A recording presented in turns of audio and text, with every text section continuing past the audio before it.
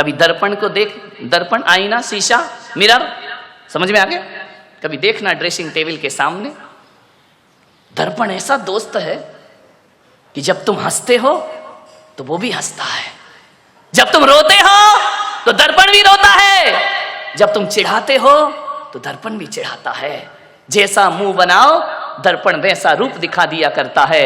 अरे दोस्त होना चाहिए तो दर्पण की तरह होना चाहिए कि जब हम रोएं तो उसके चेहरे पे हंसी नहीं, उसके चेहरे पे आंसू आना चाहिए, तो समझना वो हमारा दोस्त है। दुनिया तो ऐसी है कि हम रोएंगे तो वो हंसेगी और हम हंसेंगे तो वो हमारा मजाक बनाएगी। ध्यान रखना, दर्पण की तरह दोस्त बनाओ। दर्पण तुम टूट कर भी झूठ नहीं बोलते, दर्पण तुम टूट कर भी झूठ नहीं बोलते, और हम टूटने के डर से अपना मुंह नहीं खोलते। ध्यान रखना, दर्पण की, दर्पण टूट जाएगा, हर टुकड़े में आपका चेहरा दिखाएगा। दर्पण खुद टूटता है लेकिन दिखाने वाले के चेहरे को नहीं तोड़ा करता है। वो दर्पण की तरह हमारा मित्र हुआ करता है, शीशे की तरह हमारा मित्र हुआ करता है। मैं आपसे निवेदन कर रहा हूं, कई जिंदगी में ऐसे भी क्षण आते हैं, कल तक जो दोस्त था आज दुश्मन बन गया, ऐसे भी क्षण आते हैं। कल से बिल्कुल याराना संबंध थे, आज दुश्मनों की तरह हमारे व्यवहार हो गए। कल तक साथ उठते थे, बैठते थे, आज एक दूसरे को देखने को तैयार नहीं है। मालूम है दुश्मनी कैसे बढ़ती है? कहा सुनी तो देखो हो जाती है। मानव जीवन है, अच्छा भी बोल दिया जाता है, बुरा भी बोल दिया जाता है, ये जिंदगी है, ये एक सी नहीं चला करती है। अरे कहा सुनी तो पति पत्नी में हो जाती है, कहा सुनी तो बाप बेटे में हो जाती है, भाई भाई में हो जाती है, दोस्तों के बीच भी हो जाती है। कभी ऊंच नीच बात बोल दी, कभी कोई बात दिल पे लगती है तो दुश्मनी बन जाता करती है। लेकिन मैं आपसे एक निवेदन कर रहा हूं कि आपकी जिससे दुश्मनी है, हमारी सबसे बड़ी कमजोरी क्या है कि जिससे हमारी नहीं बनती है, जिससे हमारी खटपट है, हम चार लोगों में बैठकर उसकी बुराई करते हैं। ध्यान रखना, और जो सुनता है मीडिएटर, वो सादी दाल तो भेजता नहीं है, मिर्च मसाले तो लगा ही देता। वो तो चाह रहा था कि इनके घर का सत्यानाश, इनकी दोस्ती का सत्यानाश कब हो जाए, वो मिर्च मसाले लगाएगा, वो तड़का लगाएगा। कुछ बोलोगे, कुछ बातें वहां तक पहुंच जाएंगी। मैं आपसे निवेदन करता हूं, दुश्मनी का सफर ज्यादा लंबा नहीं होता, दुश्मनी का सफर ज्यादा लंबा नहीं होता। कभी हम भी थक जाते हैं, कभी वो भी थक जाता है। ज्यादा देर लड़ाई कर तो लेते हैं हम, लेकिन एक बात बताओ, लड़ने के बाद, झगड़े के बाद वो रात कैसी कटती है? एक बात बता, ईमानदारी से, जिससे दोस्ती है, जिससे अच्छे संबंध हैं, और यदि आपने झगड़ा कर लिया, लड़ाई कर लिया, वो रात चैन से कटती है या बेचैनी से कटा करती है? सारी रात करवट में बीता करती है। उसने ऐसा कहा, उसने वैसा कहा, अरे मेरा इतना बड़ा दोस्त ऐसा कहा, चैन नहीं पड़ेगी। ध्यान रखना, लड़ते समय तो मजा आता है, लेकिन जब वो सफर आगे बढ़ता है तो बेचैन हम भी होते हैं और बेचैन सामने वाला भी हो जाया करता है। ध्यान, चैन नहीं पड़ेगी, लेकिन क्या करें? बोलने का मन है, बोल नहीं पा रहे हैं। ध्यान रखना, हाथी निकल जाता है, पूंछ अटक जाती है। मेरे भाई, मन तो हो रहा है कि बोल ले, लेकिन पहले कौन बोले, मैं बोलूं या वो बोले? ध्यान रखना, अटक जाता है मन। मानव स्वभाव है, मानव का जीवन है, मानव की जिंदगी है, ये सब चलते रहता है। मानव, ध्यान रखिए, एक बात याद रखना, जो कल तक तुम्हारा बहुत अच्छा दोस्त था, अच्छा प्रिय था, अच्छे मीठे व्यवहार थे, उससे यदि अनबन हो जाए, लड़ाई झगड़े हो जाए, तो आज एक निवेदन आपसे कर रहा हूं बड़ी विनम्रता के साथ। यदि वो दोस्त बहुत अच्छा है, यदि वो दोस्त हमारे हितकारी है, यदि वो दोस्त बहुत अच्छा हमारे जीवन का सहयोगी है, कुछ बातचीत हो जाए तो एक नियम ले लेना आज से कि हम अपने दुश्मन की पीठ पीछे इतनी प्रशंसा करेंगे, इतनी प्रशंसा करेंगे, होता नहीं है लेकिन हम बुराई करते हैं। इतनी प्रशंसा करो, इतनी प्रशंसा करो, इतनी प्रशंसा करो कि ये प्रशंसा जब उस दोस्त के पास पहुंचे तो शर्म से पानी पानी हो जाए और उसका भी मन करे यार छोड़ो दुश्मनी, आओ दोस्ती का हाथ बढ़ाते हैं, आओ प्रेम का संदेश लेकर। दुश्मन की प्रशंसा करना सीख जाओ। तुम दोस्तों की प्रशंसा करते हो, तुम चापलूसी करते हो, तुम बटरिंग करते हो, दोस्तों की प्रशंसा करो, कोई फर्क नहीं पड़ेगा। दुश्मन की प्रशंसा करो, दुश्मनी अपने आप खत्म हो जाएगी। मैंने भगवान महावीर से पूछा कि किसी से दोस्ती और प्रेम रखना है तो क्या किया जाए, तो भगवान महावीर ने कहा कि दुश्मन को मत मारो, दुश्मनी को मारने का प्रयास करो। यदि दुश्मनी को मार दिया, दुनिया में कोई दुश्मन रह ही नहीं जाएगा। महावीर ने दोस्त को मारने की बात नहीं कही है, दुश्मनी को खत्म करो। ध्यान रखना, रावण को मारना कोई राम का उद्देश्य नहीं था, रावण की रावणियत को मारना राम का उद्देश्य हुआ करता था। मान्यवाद, बहुत प्रशंसा करो दुश्मन की। दोस्त सबसे बड़ा राजदार होता है हमारी जिंदगी का। ये बच्चे जो बात अपने माँ बाप से शेयर नहीं करते, वो बात दोस्तों से शेयर किया करते हैं। मान्यवर, किसी लड़की की शादी करना हो ना, शोभा ताई शादी का बहुत बना रही ना, मैं भी थोड़ा सा टिप्स दे दूं। किसी लड़की की शादी करना हो तो लड़की के माता पिता को क्या देखना चाहिए? आप यही देखते ना, कितना कमाता है, कौन से जॉब में है, इसका पैकेज क्या है, आप यही देखते हैं। इसकी जाति कौन सी है, आप यही देखते हैं। इसके माता पिता कौन है, परिवार फैमिली बैकग्राउंड क्या है, धोखे में आ जाओगे ये सब देखोगे तो। मैं पुलक सागर कहता हूं, फैमिली बैकग्राउंड अच्छा हो तो कोई जरूरी नहीं कि औलाद अच्छी हो। फैमिली बैकग्राउंड दशरथ का बहुत अच्छा था, लेकिन कैकेयी का चरित्र बहुत गड़बड़ था। ध्यान रखिए, फैमिली बैकग्राउंड अच्छा होने से बेटा अच्छा होगा जरूरी नहीं है। लेकिन मैं पुलक सागर आपको कहता हूं कि आपको यदि अपनी बेटी की शादी करना है, उसके हाथ पीले करना है, उसका रिश्ता लेकर के जाना है, तो ना घर देखना, ना परिवार देखना, ना आप ये देखना कितना कमाता है, आप तो ये देखना कि जिस लड़के से अपनी लड़की की शादी कर रही हूं, उसके दोस्त कैसे हैं, उसके यार कैसे हैं, उसके मित्र कैसे हैं। अरे पिता जैसा है बेटा वैसे ही होगा, कोई जरूरी नहीं है। माता जैसी है बेटा वैसे ही होगा, कोई जरूरी नहीं है। ध्यान रखना, लेकिन ये बिल्कुल जरूरी है कि दोस्त जैसे होंगे लड़का वैसा। दोस्तों का बैकग्राउंड देखो, आप ये देखो किसके साथ उठता है, किसके साथ बैठता है, कहां जा। माँ बाप से छिपके काम करते हैं लड़के, माता पिता को पता नहीं चलता, और दोस्त सड़कों पे बाहर क्या करते हैं। किसी भी बेटी की शादी करो तो लड़के के दोस्तों के बारे में जानकारी जरूर लेना। यदि लड़का अच्छा होगा तो अच्छे लोगों की संगति में उठता बैठता होगा, वो लड़का यदि खराब होगा तो गलत लोगों की संगति में उठता बैठता। आदमी जैसे माँ बाप होते हैं वैसा नहीं होता, जैसे दोस्त होते हैं आदमी वैसा हुआ करता है। ध्यान रखिए। मान्यवर, एक सीख दी है मैंने आपको, इस पर कोई ध्यान नहीं देता है। आप बताइए ना, एक बेटा सही गलत किसकी वजह से होता है? बाप की वजह से, मां की वजह से नहीं मेरे भाई। एक शराबी बाप भी चाहता है कि मेरा बेटा शराब ना पिए, ध्यान रखना। एक जुआड़ी भी चाहता है कि मेरा बेटा जुआ ना खेले, और एक बेश्या भी चाहती है कि मेरी औलाद इस गंदगी में जीवन ना बिताए। ध्यान रखना। एक चोर ने भी ये सपना नहीं देखा होगा कि मेरा बेटा चोर बने। कोई माँ बाप औलाद को चोर नहीं बनाते हैं, कोई माता पिता औलाद को झूठ बोलना नहीं सिखाते हैं, कोई माता पिता शराब पीना नहीं सिखाते हैं, कोई माता पिता सिगरेट पीना नहीं सिखाते हैं। सिगरेट पीने वाला बाप भी चाहता है कि मेरा बेटा सिगरेट ना पिए। ध्यान रखना मान्यवर, मालूम है सिगरेट पीना कौन सिखाता है? दोस्त सिखाते हैं। सबसे पहले शराब पीना रिश्तेदार या माँ बाप ने नहीं सिखाया, शराबी बाप भी नहीं सिखाता है कि बेटा तू पी ले। ध्यान रखना। लेकिन सबसे पहले शराब पीना कोई सिखाता है तो दोस्त सिखाया करते हैं। सबसे पहले हाथ में सिगरेट आई तो माँ बाप और भाई के द्वारा नहीं, एक दोस्त के द्वारा हमारे हाथ में सिगरेट आती है, एक दोस्त के द्वारा हमारे जीवन में गलत चीजें आती हैं। और जब आदमी का स्टेटस ऐसा बन गया है, सिगरेट नहीं पिए, शराब नहीं पिए, तो कहते अरे कहां पिछड़ा हुआ आदमी, दुनिया चांद पे पहुंच गई, तू अगरबत्ती में लटका है। ध्यान रखिए मान्यवर, ऐसे बहकाने वाले बहुत मिलेंगे जिंदगी में।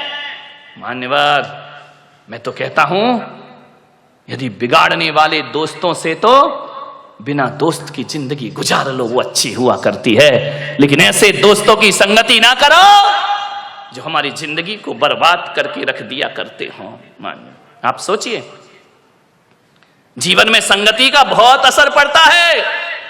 एक पानी की बूंद जो आकाश से गिरती है, और यदि वही पानी की बूंद किसी नीम के पेड़ में चली जाए तो उसका स्वाद कैसा हो जाता है मेरे भाई, बताइए।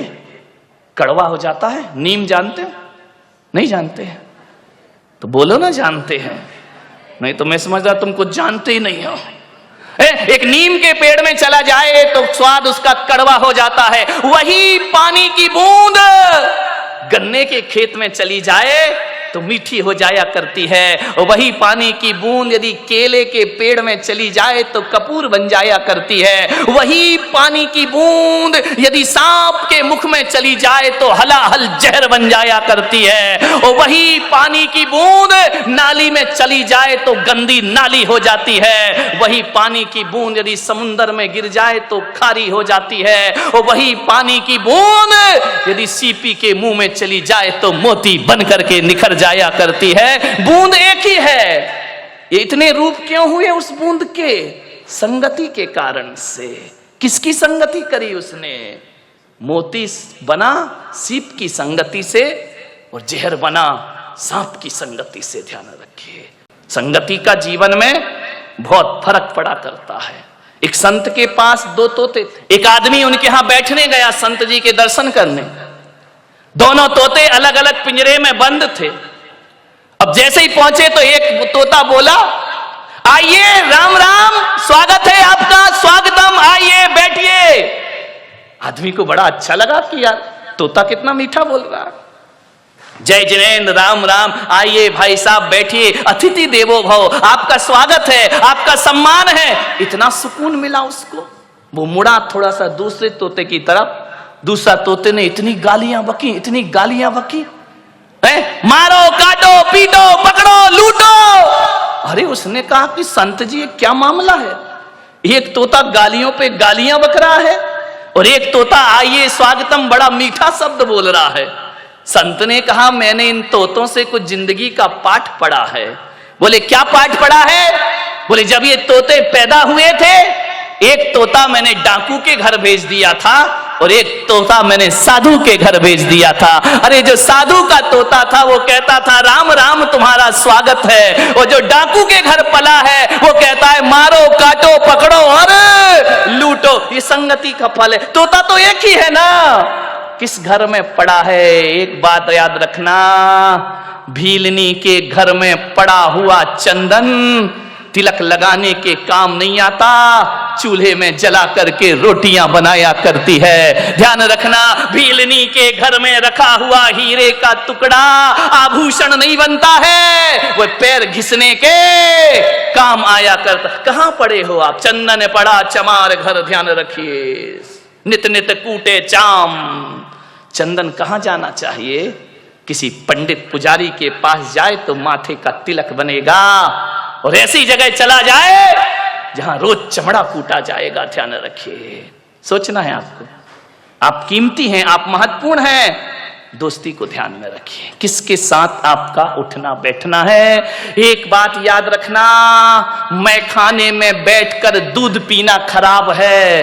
ध्यान रखिए, मैखाने में बैठकर दूध भी पियोगे तो शराबी का दर्जा मिलेगा तुम्हें, इतना स्मरण रखना। और संत के दरबार में पानी भी पियोगे तो पानी नहीं, अमृत और आशीर्वाद का नाम उसे दिया जाता है। अमृत पान हुआ करता है। चीज तो वही है, चीज में क्या फर्क पड़ता है? संगति किसकी कर रहे हो? अच्छे लोगों की संगति करो, ऊंचे लोगों की संगति करो। ऊंचे लोग, ऊंची पसंद। कौन बोला? माणिक चंद। ध्यान रखिए, माने संगति कैसे करना है, ऊंचे विचार। मैं जब स्कूल में पढ़ता था पढ़ाई में बहुत वीक था, बहुत कमजोर। हकीकत बताऊं, धक्के लग लग के पास होता था, पढ़ाई में मन ही नहीं लगता था। दुनिया भर की शैतानी में मन लगता था, पढ़ने लिखने में कोई दिमाग नहीं, बस इसी में खुश थे। कभी देखने ही नहीं कितने परसेंट, और हमारे समय तो परसेंटेज का लफड़ा ही नहीं था। इस क्लास से उस क्लास में चले गए, पास हो गए, ना माँ बाप को कुछ पड़ी है ना हमें कुछ पड़ी है। जाकर के देखा, बोले क्या रिजल्ट पास, नाचते गाते आ गए। जानते ही नहीं थे 90% क्या होते हैं। आजकल के बच्चे को तो 98% आ जाए तो डिप्रेशन में चला जाता है, 2% कम क्यों हुए। हम लोग तो कोई लफड़ा ही नहीं था, आ गए, पास हो गए, निकल गए, बैठ गए अगली क्लास में, कोई परसेंटेज की बात नहीं थी। कई बार तो 5 नंबर का ग्रेस भी लग के अगली क्लास में बिठा दिया जाता था। मान्यवर सोचिए, बड़ी पढ़ाई बड़ी मजेदार थी। फेल भी हो गए तो कोई टेंशन नहीं। एक लड़का फेल हो गया था हमारी क्लास में बचपन में। अब वो फेल तो हो गया बेचारा, बड़ा रो रहा। मैंने कहा काहे को रोता है यार, हो गया फेल हो गया। स्कूल अगर आए तो पढ़ना ही पड़ेगा, पढ़ाई गर जहर है तो पीना ही पड़ेगा। उस समय मैंने कविता लिखी थी, गिर गिर के पढ़ाई में संभलते ही रहेंगे। ये मेरी बचपन की कविता।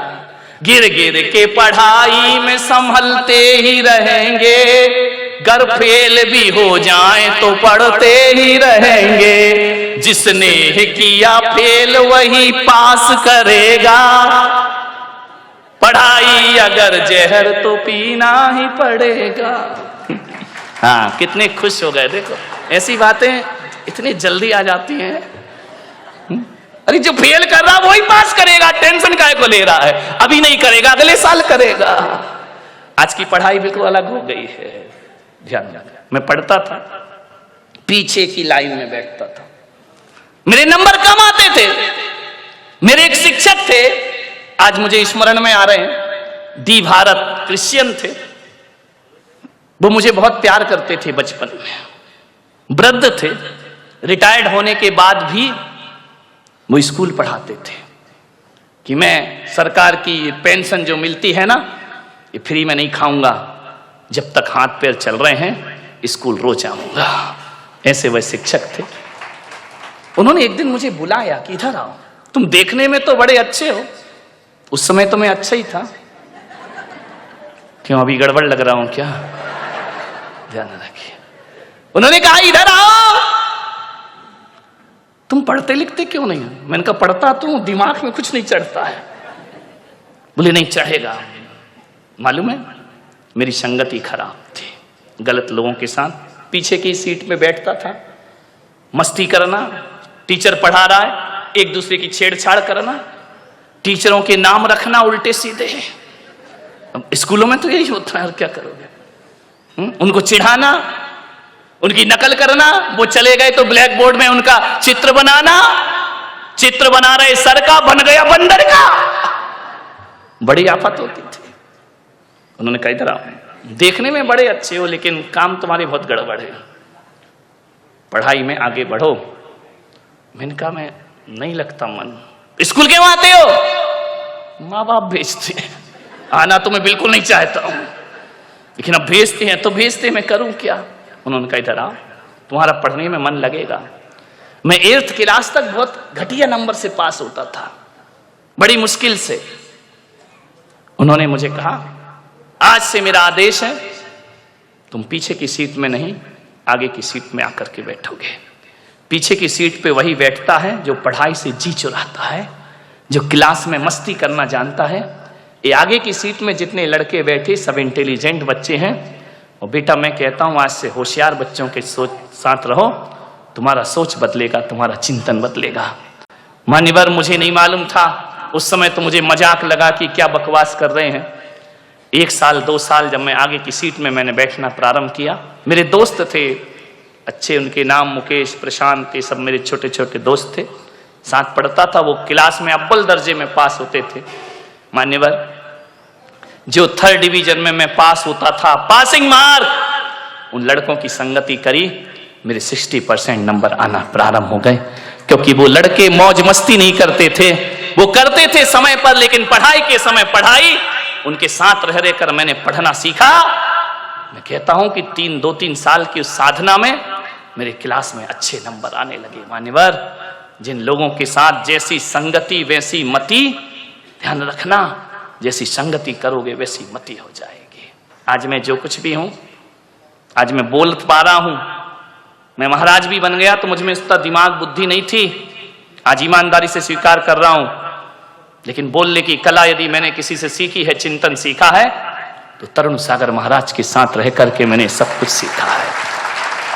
आचार्य गुरुवर पुष्पदन सागर जी महाराज के बाद यदि मेरे जीवन में किसी का सबसे बड़ा उपकार है तो तरुण सागर महाराज का उपकार है।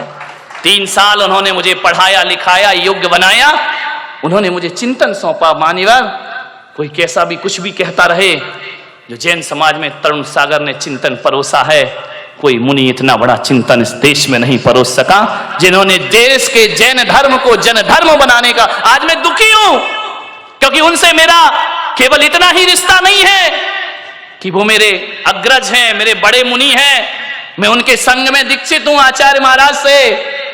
आज ऐसी आवाज जिसने जैन धर्म को पहचान दी, आज दिल्ली में वो आवाज लड़खड़ा रही है मेरे भाई। आज वो बीमार हैं, आज वो अस्वस्थ हैं। हकीकत में कहूं तो मेरा मन स्थिर नहीं है कि जिसने मुझे सब कुछ दिया, आज इतनी सी उम्र में वो साधु लाचार है। मैं यही कहूंगा पूना वालों से कि अपने घरों में ईश्वर से प्रार्थना करें कि तरुण सागर की आवाज दबना नहीं चाहिए, वह हमेशा आगे बढ़ती रहे। और मैं तो आज ये कहता हूं कि भगवान, हम जैसे साधुओं का क्या है, मेरी भी उम्र यदि उन्हें दे दी जाए तो पुलक सागर वो करने को भी तैयार है। उनका जीवन वो समाज की धरोहर है, विरासत है। उन्होंने देश को एक सही दिशा दी है। उन्होंने मेरे से कभी छोटे मुनि जैसा व्यवहार नहीं रखा। उनके साथ बहुत से साधु रहे। हमारे संघ में जो भी दीक्षित हुए, ट्रेंड होने उनके ही पास जाते हैं, सबसे ज्येष्ठ साधु हैं। जो भी गए सबने सीखा। लेकिन तरुण सागर महाराज आज भी बोलते हैं कि पुलक सागर, जो तुमने ग्रहण किया वो कोई भी साधु मुझसे ग्रहण नहीं कर पाया है। उन्होंने हमेशा मुझे अपना छोटा भाई ही नहीं, छोटा मुनि ही नहीं, उन्होंने हमेशा मुझे अपना मित्र समझा है। आज भी हमारे उनके रिश्ते आज दूर दूर होने के बाद भी सबसे घनिष्ठ मित्रता यदि किसी से है तो तरुण और पुलक सागर की जोड़ी। नॉर्थ में जाकर के आप देखेंगे, यदि मैं उत्तर प्रदेश में चला जाऊं ना, दिल्ली में चला जाऊं, तो आज भी दिल्ली वाले मुझे छोटा महाराज कहकर बुलाते हैं। बड़े महाराज तरुण सागर, छोटे महाराज पुलक सागर। आज भी मैं उनकी नजरों में बड़ा नहीं बना। ऐसी जोड़ी 3 साल हम लोग साथ रहे, एक भी दिन विवाद नहीं, झगड़ा नहीं, लड़ाई नहीं, कभी जोर से नहीं बोले। नहीं तो तरुण सागर को समझना बहुत बड़ी बात है। लेकिन आज तक मैं इस भरी सभा में कह रहा हूं कि कभी हम दोनों के बीच में तू मैं नहीं हुई। कभी उन्होंने मुझे जोर से नहीं बोला, डांटा नहीं, और उन्होंने डांटा नहीं और मैंने भी कभी डांटने का अवसर उनको प्रदान नहीं किया।